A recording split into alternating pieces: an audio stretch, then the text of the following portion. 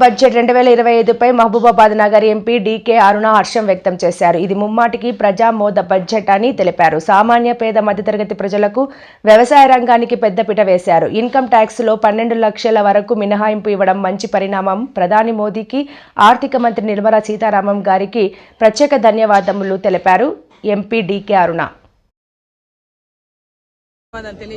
ముఖ్యంగా మధ్యతరగతి కుటుంబాలు, అదేవిధంగా ఉద్యోగులు, చిరుద్యోగులు అందరి తరఫు నుంచి కూడా హృదయపూర్వకమైనటువంటి ధన్యవాదాలు తెలియజేస్తా ఉన్నాను వారికి, మోదీ గారికి. ఈరోజు బడ్జెట్లో చాలా బ్రహ్మాండమైనటువంటి బడ్జెట్ మధ్యతరగతి కుటుంబాలకు కానీ, అదేవిధంగా ఉద్యోగాలు, చిన్న ఉద్యోగాలు చేసుకుంటున్నటువంటి మధ్యతరగతి ఉద్యోగాలు చేసినటువంటి వాళ్ళకి కానీ, ఒక ఎంతో కాలం నుంచి ఎదురు చూస్తున్నటువంటి వారికి ఇవాళ పెద్ద ఒక రిలీఫ్ ఈ బడ్జెట్ ద్వారా వాళ్ళకు మధ్యతరగతి కుటుంబాలకు ఇచ్చిందనే చెప్పాలి. దీంతో పాటు ఫిషరీస్ కి అంటే చేపలు పెంచుకునేటువంటి వారికి కూడా పెద్ద ఎత్తున దీంట్లో లబ్ధి చేకూరే విధంగా ఈ బడ్జెట్ లో పెట్టడం జరిగింది.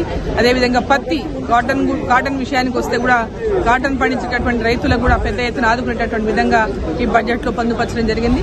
సో ఓవరాల్ గా చూసుకుంటే ఈ బడ్జెట్ లో బ్రహ్మాండంగా అందరూ ఏదైతే ఎదురు చూస్తారో ఇంతకాలంగా ఈ బడ్జెట్ లో ఏదైనా ప్రత్యేకత ఉంటుందా అని మధ్యతరగతి కుటుంబాల వారు, ముఖ్యంగా మధ్యతరగతి కుటుంబాల వారు ఏదైతే ఆశించిండ్రో, ఎన్నో రోజులుగా ఆశిస్తా ఉన్నారో వారి కలలు నెరవేరేటటువంటి విధంగా ఈ రోజు ఈ బడ్జెట్ ఉంది.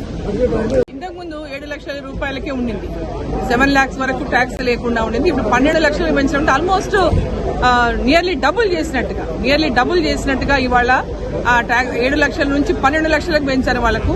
అంటే 12 లక్షల రూపాయలకు ఆదాయం ఉన్న వారికి ఎవరికి కూడా వాళ్ళు ట్యాక్స్ లేదు. గతంలో 7 లక్షల రూపాయలు ఉన్నంత వరకు మాత్రమే ట్యాక్స్ లేదు. ఇప్పుడు 12 లక్షల రూపాయల వరకు ఆదాయం ఉన్న వారికి ట్యాక్స్ లేదు. అంటే ఈ 5 లక్షల రూపాయలు ఆ కుటుంబ సభ్యులు వారి అనేక పిల్లల చదువుల కోసం గానీ, లేదా ఇతరత్రా గానీ, వారి అవసరాల కోసం గానీ ఉపయోగించుకోవడానికి దీంట్లో పెద్ద ఎత్తున వెసులుబాటు లభించింది. వాళ్ళ బడ్జెట్ ప్రవేశపెట్టినటువంటి నిర్మలా సీతారామన్ విధంగా ఈ బడ్జెట్ లో పెట్టడం జరిగింది. అదేవిధంగా పత్తి, కాటన్ విషయానికి వస్తే కూడా కాటన్ పండించేటటువంటి రైతులకు కూడా పెద్ద ఎత్తున ఆదుకునేటటువంటి విధంగా ఈ బడ్జెట్ లో పొందుపరచడం జరిగింది.